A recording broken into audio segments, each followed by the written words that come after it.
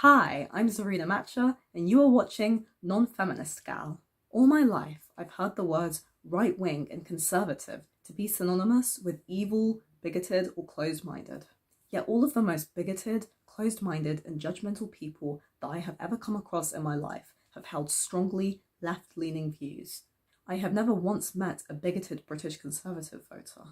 It could just be that I've met far more Labour or left-leaning voters in my life. Needless to say, I have and do know plenty of lovely, well-meaning left-wing people in my life as well. But this hatred of conservatives extends outside of the UK, particularly towards American conservatives. Growing up, when I thought of American conservatives, I assumed that they were all Bible-bashing, gun-loving, abortion-hating creationists. And while this is certainly the case for some, it isn't the case for all.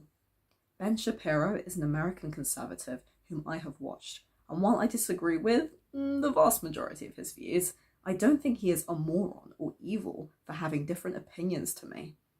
The stereotype of anyone with right-wing views being evil or stupid is not only insanely narrow-minded, it's also inaccurate and ignores the nuances among right-wing schools of thought. Now, I personally am not politically conservative.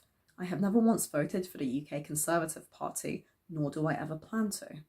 I have always voted for either the Labour or Green parties, and in the future may vote for the Liberal Democrats, who are slightly more to the centre than the Labour Party. Over the course of the past decade, those who have held traditionally left-of-centre views who reject intersectional feminism and identity politics are now viewed as conservative or bigoted. An excellent example is J.K. Rowling, a lifelong Labour voter who is now viewed as conservative and bigoted for her views on trans issues.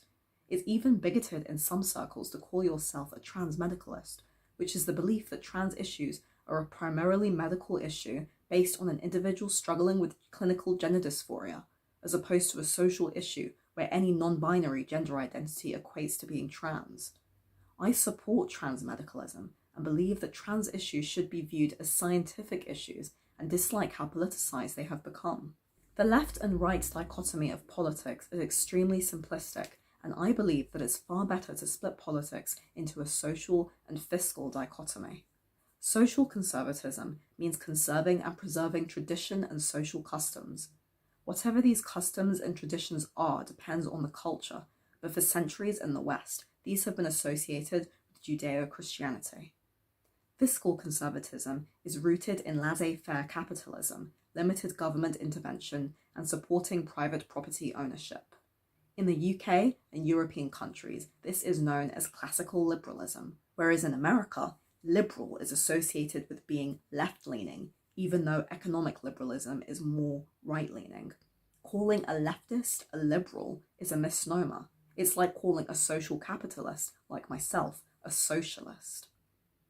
American conservatism is generally viewed as further to the right than British conservatism on both social and fiscal matters. While British conservatism is pretty liberal on social issues, American conservatism seems to be far more socially conservative, such as being anti-abortion and anti-gay marriage. These views would never be espoused by British conservatives, who are the ones who legalised gay marriage in the UK, although they did this as part of a coalition with the Liberal Democrat Party, who have socially liberal views. I am sure that there are American secular conservatives who have closer social values to British conservatives, yet they aren't as talked about in the mainstream media. An example I can think of is American conservative YouTuber Blair White, who is a secular, socially liberal, fiscal conservative. American conservatism is also more right-wing economically than British conservatism, being more pro-limited government intervention. This is why American conservatives tend to lobby against things like universal healthcare, whereas while British conservatives have cut a lot of funding to the NHS, they would never dare get rid of it completely. At least I hope not.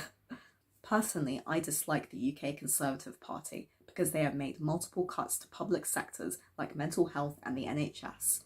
Prior to the Thatcher era, the British Conservative Party followed a more consensus view of politics. I definitely don't think that conservatives are evil, and I find it cringe when I hear or see people say things like "fuck the Tories." Some people talk about the Tories, which is the nickname for the British Conservative Party, as if they are the British National Party, aka the UK neo-Nazi party. Moreover, while there are elements of conservatism I strongly disagree with, there are also positive elements such as family, hard work, self-determination, personal responsibility, and meritocracy. These are all positive values I have always lived by. I do think that the state needs to support and help the less fortunate, which they do in the UK, which is why I don't personally support neoliberal capitalism or even classical liberalism, as I do believe in some state intervention, which is known as social capitalism or welfare capitalism. However, I don't like the idea of mass state ownership,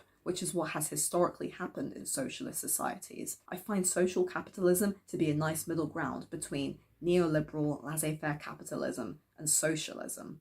Social capitalism is in the middle. You're allowed to have private property and private ownership, but you also have the state owning some public services such as healthcare and education, which I believe should be accessible to all.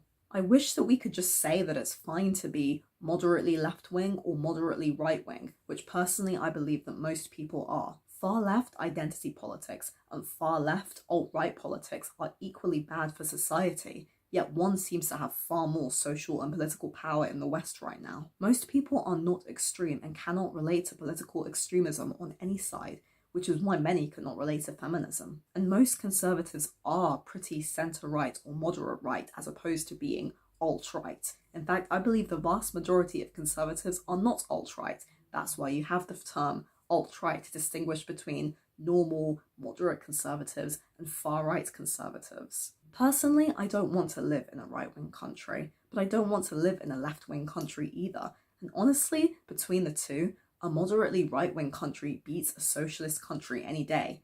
If you don't believe me, look at Venezuela in the history of the USSR. But what do you think? Are you politically conservative? Do you think that there is an unfair bias towards conservatives? Let me know below.